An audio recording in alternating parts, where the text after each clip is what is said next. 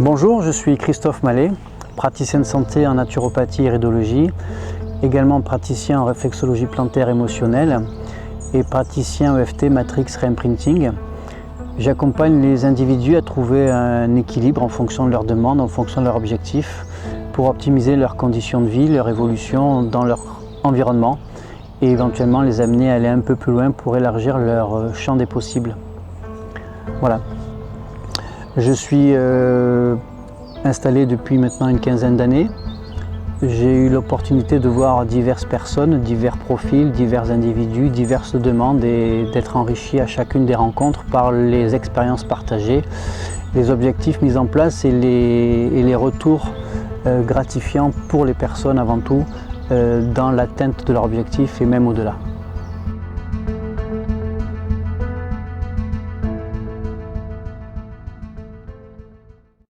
C'est suite à un parcours de plusieurs dizaines d'années. J'ai eu un problème de santé qui a été assez conséquent et assez impactant au niveau de mon physique. Et j'ai été obligé de trouver des réponses et de trouver des solutions et surtout de comprendre la raison pour laquelle à un moment dans ma vie j'ai été subitement confronté à la maladie. Je voulais comprendre les raisons, les événements, l'environnement, les conditionnements, enfin tout ce qui pouvait amener un problème à émerger d'un coup d'un seul dans le quotidien d'un individu que j'étais et qui ne trouvait pas de réponse et qui surtout ne comprenait pas ce qui se mettait en place. Donc j'ai fait un parcours au début confronté à ce problème. J'ai eu un parcours médical classique, c'est-à-dire que je suis allé voir les médecins généralistes, j'ai essayé de comprendre ce qui se passait en leur décrivant les symptômes et les troubles auxquels j'étais confronté. Progressivement, j'en ai vu 1, 2, 3 et plus. Puis après, je suis passé à un stade supérieur, je suis allé voir des spécialistes, des professionnels de la psychologie. J'ai fait une batterie d'examens, tout était normal et rien ne se déclenchait, rien ne me permettait de reprendre un quotidien serein et normal. Et tout ce parcours s'est étalé sur plusieurs semaines. Et puis globalement, j'avais toujours pas de compréhension ni d'explication rationnelle par rapport au blocage et la situation dans laquelle j'étais. Et par contre, ce qui était sûr, c'est que dans mon quotidien confronté à cette situation, je me voyais amoindri, je me voyais dépérir et je voyais surtout qu'il n'y avait pas d'issue, quoi. Donc je me suis inquiété, emballé et finalement, à force de mettre un peu de côté mon physique et ma santé, j'ai accepté un traitement radical qui m'a permis de lâcher prise et de pouvoir reprendre le dessus progressivement. J'ai mis quelques années avant de pouvoir retrouver un état de forme acceptable face à cette situation et par rapport à toutes les rencontres, les recherches, les lectures, les discussions que j'ai pu avoir avec différents intervenants, qu'ils soient professionnels ou même simplement des individus également atteints de troubles identiques aux miens ou similaires, je me suis orienté progressivement à ce qui pouvait être le facteur de bonne santé ou d'équilibre global d'un individu. Et c'est comme ça que je me suis intéressé à la naturopathie, tout en sachant que plus jeune, j'ai toujours été attiré par les pratiques naturelles et par cette approche qui se veut globale d'un individu et qui ne le systématise pas forcément en tranches comme on peut le faire avec un objet mécanique tel qu'une voiture. Donc je me suis formé à la naturopathie, je l'ai mis en pratique et par la suite, après mon installation, mon parcours et ma pratique professionnelle a évolué vers une dimension plutôt énergétique et encore plus large que celle que j'avais pu être amené à expérimenter dans mon cursus pathologique. Et ce qui m'a permis d'avoir une considération plus large que ce qui finalement construit un individu ou le caractérise, à savoir son corps physique. Donc toute l'approche énergétique et toutes les approches qui pouvaient sous-tendre l'énergie du corps et son activité, quelle qu'elle puisse être. Et c'est comme ça qu'aujourd'hui je me suis orienté vers une approche psycho-énergétique et donc la pratique de l'EFT pour permettre à l'individu de pouvoir simplement trouver des réponses dans son quotidien, dans son expérience, simplement avec ses émotions, simplement avec son ressenti, avec ce qu'il vit, ce qu'il partage. Et l'approche de l'EFT permet justement de pouvoir mettre en place une solution adaptée, individualisée, tout en étant bienveillante, respectueuse et surtout considérer l'individu dans l'ici et maintenant chaque fois qu'il est nécessaire de le faire pour lui permettre de toujours être en rapport avec son présent et son quotidien.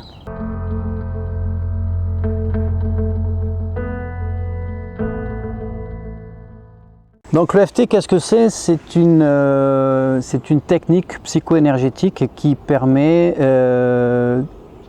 la traduction littérale veut dire Emotional Freedom Techniques ou technique de libération émotionnelle. Et l'EFT fait partie de tout un ensemble de techniques de psycho-énergétique qui a été redécouvert ou élaboré dans les années 90 aux États-Unis et qui permet donc de pouvoir aider les individus à se libérer des émotions qui les entravent et de tous les comportements éventuellement attachés à ces émotions négatives. Alors quand on entre en séance de FT, on parle à voix haute du problème pour lequel l'individu vient en consultation. Et tout en stimulant avec le bout de l'index et du majeur des points d'acupuncture qui se situent au niveau du visage, du torse et des mains, on arrive à progressivement lever les barrages émotionnels. Le fait de stimuler des points d'acupression en activant mentalement le problème émotionnel à traiter provoque rapidement le changement désiré dans la neurochimie liée à ce problème. C'est-à-dire que le fait de tapoter simplement sur des points d'acupression induit un changement positif dans l'individu puisque l'évocation du problème est activée en parlant simplement. C'est assez surprenant, assez efficace. Bien sûr, il y a plusieurs passages à effectuer et il suffit de pouvoir l'évaluer à chaque séance, à chaque ronde de FT. Mais c'est très intéressant de voir l'évolution progressive qui peut se mettre en place dès l'instant où on tapote sur ces différents points d'acupression. Alors, pourquoi des tapotements en lien avec les émotions? Il s'avère que le corps est le siège des émotions, de notre créativité, de notre sensorialité, et qu'une émotion prend sa source dans notre corps et de fait elle entraîne une manifestation, un stress qui peut être en rapport avec un événement et avec une intensité plus ou moins forte. Alors des fois on peut avoir des signes physiques qui sont une accélération du rythme cardiaque, des tremblements dans la voix, une respiration courte, une oppression sur la poitrine, des sueurs, des boules dans le ventre, des nœuds dans la gorge, enfin tous ces petits signes qui laissent à penser qu'il y a quelque chose qui se manifeste chez l'individu dans une situation précise, dans un contexte donné et qui sont source d'une émotion bloquée. Alors ça peut être j'ai mal au ventre, j'arrive plus à avancer, ça peut être dans telle circonstance j'ai du mal à me concentrer parce que je perds mes moyens. Toutes ces petites choses du quotidien qui font que les individus à un moment ou à un autre ont besoin d'une aide et d'un soutien parce que souvent ce sont des situations qui se répètent dans un contexte plus ou moins identique et qui ont besoin de pouvoir être exprimées pour être extériorisées et modifiées dans l'acceptation que l'événement peut susciter chez la personne. Il est évident que pour conserver un bon équilibre et une bonne santé, il est nécessaire, comme on fait sa toilette tous les matins, de faire un peu une toilette émotionnelle pour nous permettre de constamment être en équilibre et de pouvoir constamment être mieux dans son quotidien face à toutes les sollicitations que l'on peut avoir pour optimiser son confort, sa qualité relationnelle et bien sûr ses résultats dans chacune de ses actions.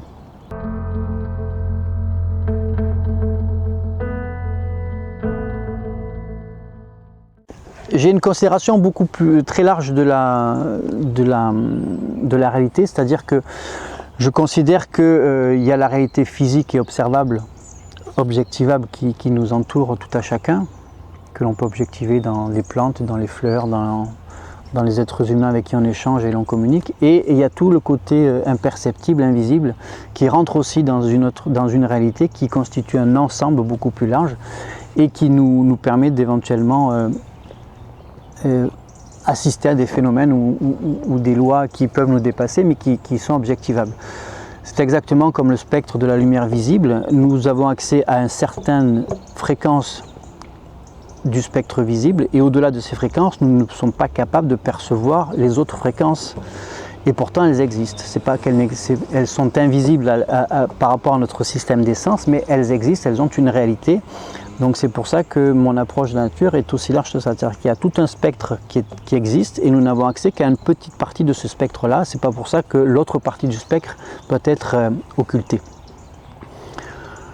Donc c'est un système, c'est une force de vie, une force de la nature, une intelligence en action qui prend en charge l'ensemble de la cohésion, l'ensemble de l'articulation dans lequel nous évoluons, que ce soit notre décor au quotidien, que ce soit sur notre planète, au sein de notre système solaire, au sein d'une galaxie, et qui permet une organisation bien ordonnancée, en dépit d'un chaos éventuellement observable qui n'est pas forcément objectivable, mais qui a du sens et une évolution. Et c'est un peu ce qui se passe chez un individu, c'est-à-dire qu'on a souvent des actions ou des réactions qui peuvent être induites dans un contexte donné, créer un événement et dont on n'a pas forcément toutes les explications qui peuvent être objectivables pour rationaliser soit le comportement, soit les conséquences d'une réaction qui n'est pas forcément adaptée.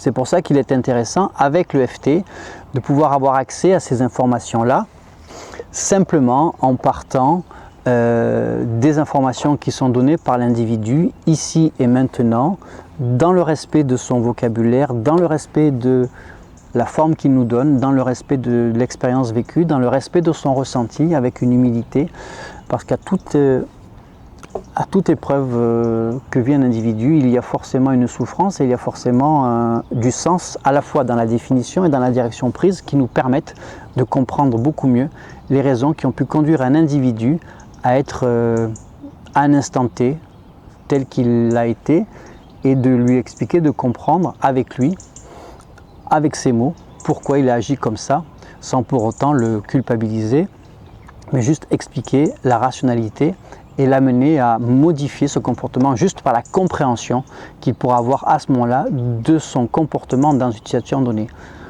Et c'est intéressant pour moi parce que j'ai été confronté, compte tenu de ma petite période de pathologie assez longue, j'ai été confronté avec des professionnels de santé vraiment reconnus, établis. J'avais pas cette compréhension, c'est-à-dire qu'on ne me donnait pas d'explications qui me permettaient moi de faire mon petit cheminement personnel, ma petite explication et pouvoir me conforter dans mes choix, mes orientations et éventuellement développer des questionnements pour avoir d'autres réponses. Et je trouve qu'aujourd'hui, avec l'EFT, on a cette approche-là qui est intéressante et qui respecte vraiment l'individu avec bienveillance et humilité.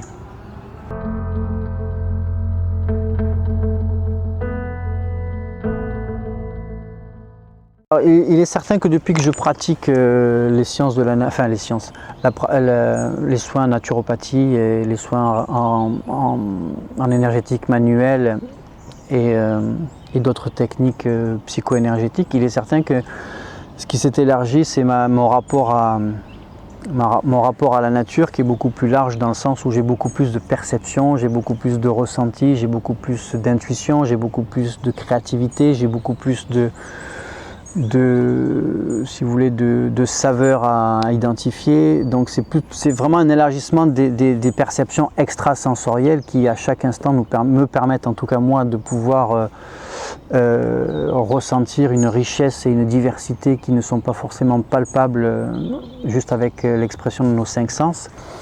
Mais ça prend du temps, ça prend de la pratique, ça demande une certaine ascèse, une certaine hygiène de vie, une certaine régularité dans la pratique. Elle peut être méditative par moment, elle peut être juste de silence par d'autres, elle peut être de lecture, ça peut être cumulé, ça peut être des exercices énergétiques, enfin toutes ces choses qui contribuent au développement de la perception de l'individu au niveau de ses sens et qui permettent de percevoir une réalité sous-jacente qui est beaucoup plus large que ce qui est le simple festival de couleurs et d'odeurs qui est déjà offert aux 5 sens.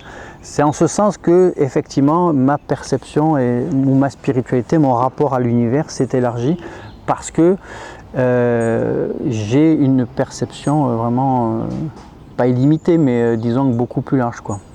Et c'est très intéressant et c'est source de joie et de grande félicité. Et surtout c'est un grand témoignage d'humilité, quoi. C'est-à-dire qu'au-delà de ce que l'on peut voir, il y a tellement de choses plus profondes et plus grandes qu'on se dit qu'on n'est peut-être pas grand-chose et que c'est peut-être pas la peine de vouloir en rajouter juste pour le plaisir, quoi. Mais qu'il vaut peut-être mieux regarder les choses telles qu'elles sont, éventuellement reconnaître qu'on ne sait pas les reconnaître et qu'on s'accorde le temps de pouvoir y revenir pour pouvoir vraiment apprécier les choses telles qu'elles sont. Donc en ce sens, c'est vrai que j'ai une spiritualité entre guillemets beaucoup plus large et je suis assez content de cet aspect qui progressivement prend un peu plus de place chaque jour dans mon quotidien et me permet d'être plus à même de pouvoir encadrer les gens, les amener, les conduire, les accompagner pour leur permettre d'être vraiment eux-mêmes en fonction de leurs objectifs et en fonction de leurs besoins.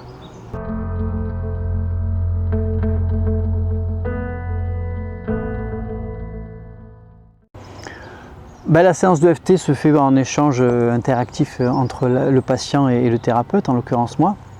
On va partir d'un exemple très simple, les personnes par exemple qui ont le trac, qui n'arrivent pas à prendre la parole en public, que ce soit dans un cercle d'amis, que ce soit pour une demande de renseignement, que ce soit dans un lieu public, que ce soit pour s'exprimer devant des gens, que ce soit encore pour monter sur scène et chanter, pour se défouler, enfin peu importe, il y a différentes raisons qui font qu'on n'arrive pas à s'exprimer, on a le trac en public. Et le ressenti physique peut s'exprimer de diverses manières, une boule dans la gorge, le cœur qui s'emballe, la poitrine oppressée, manque de respiration, des sueurs qui se manifestent, des sensations de vertige, enfin. Autant de raisons qui font que la personne ne peut pas s'exprimer et a le trac. Donc, dans un cas pareil, on part sur une première séance où pendant 3 fois, on va venir stimuler ce qu'on appelle le point karaté, qui se trouve sur la tranche de la main, à la commissure de la pliure, et on va venir tapoter comme ceci avec le majeur et l'index à cet endroit-là et répéter par exemple les phrases suivantes: même si j'ai le trac en public, je m'aime et je m'accepte profondément et totalement tel que je suis. Même si j'ai du mal à m'exprimer en public, je m'aime et je m'accepte profondément et totalement tel que je suis. Même si j'ai une sensation de boule dans la gorge lorsque j'essaie de m'exprimer en public, je m'aime et je m'accepte profondément et totalement tel que je suis.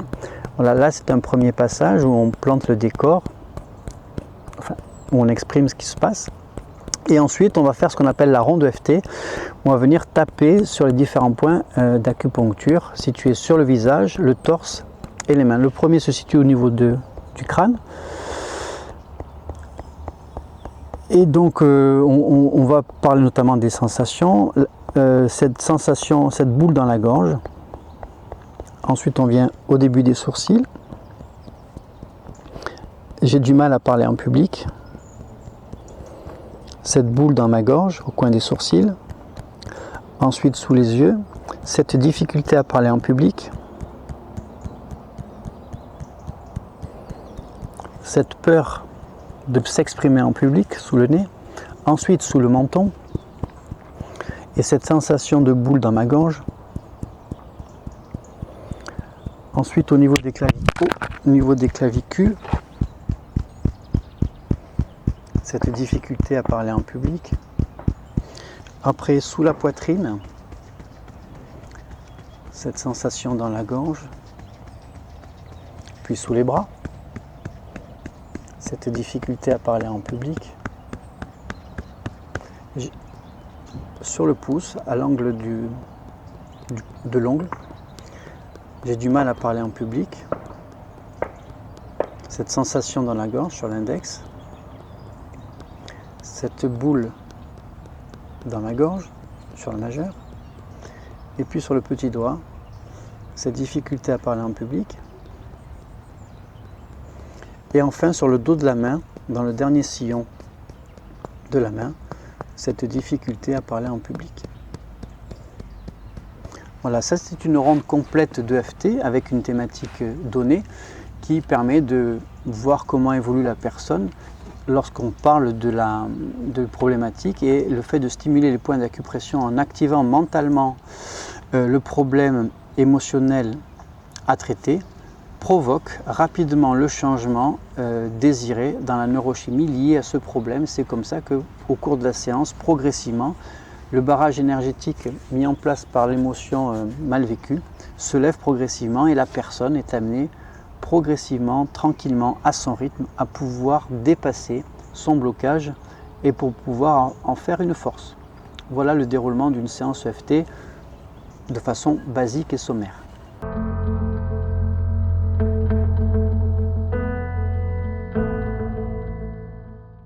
Effectivement, l'EFT m'a permis moi de pouvoir vraiment comprendre beaucoup de choses et d'intégrer beaucoup de réponses que jusqu'à présent je ne trouvais pas, et surtout m'a permis d'être en accord avec qui je suis et ce que je pense, et surtout d'accepter mon ressenti et d'accepter l'expression de certaines émotions, parce que tous les comportements que l'on peut avoir, en tout cas que j'ai pu avoir dans certains contextes, avaient du sens, même si dans l'instant je ne le comprenais pas. Et par la suite, j'ai pu vraiment les comprendre, les intégrer, les dépasser. Et aujourd'hui, je suis plus confronté aux difficultés qui ont pu être les miennes à un certain moment. Je pense notamment à ces notions ces émotions de colère ou de rejet un peu réactives que j'ai pu avoir dans certains contextes, qui ont mis du temps à être intégré, à être dépassé, et avec qui l'EFT m'a permis de vraiment passer un cap fondamental pour vraiment comprendre, guérir certaines blessures et surtout renforcer mon individualité dans le bon sens du terme, à savoir être plus authentique avec moi-même et plus humble et plus honnête. Voilà. En ce sens, l'EFT est un outil dynamique, respectueux et qui permet vraiment à l'individu de se poser et d'être lui-même au plus près de sa nature profonde. L'EFT est un outil très dynamique et qui porte vraiment la trace psycho-énergétique du potentiel qui se cache en chacun de nous, malgré les blessures que l'on peut être amené à vivre et l'expression de celles-ci à travers nos souffrances, nos émotions refoulées ou tout autre phénomène qui peuvent nous échapper dans un contexte donné. Mon expérience avec l'EFT est formidable. Tous les jours, je la pratique avec les patients. Et tous les jours, je suis émerveillé des bienfaits qu'elle met en place pour chacun d'eux dans un contexte donné, avec des problématiques aussi différentes les unes des autres.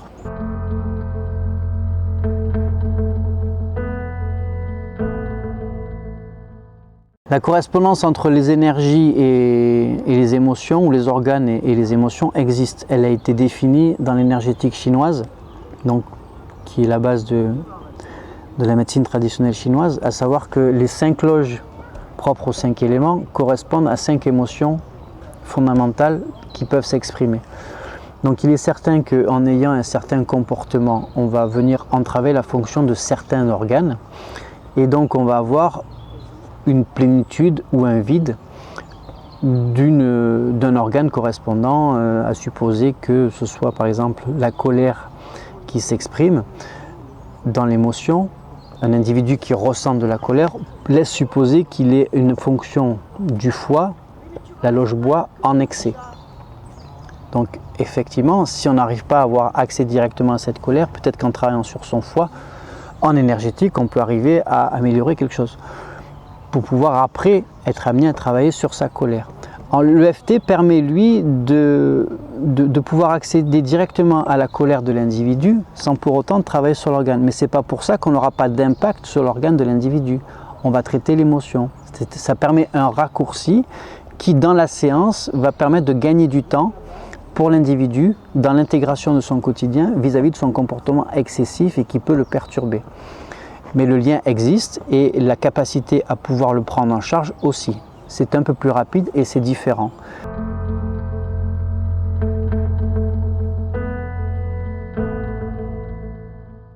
Avant de rentrer dans des définitions trop spécifiques et trop particulières des notions d'âme, de prise de conscience, tout ça, moi j'ai une approche qui ne se veut pas plus large, mais qui se veut beaucoup plus facile d'accès.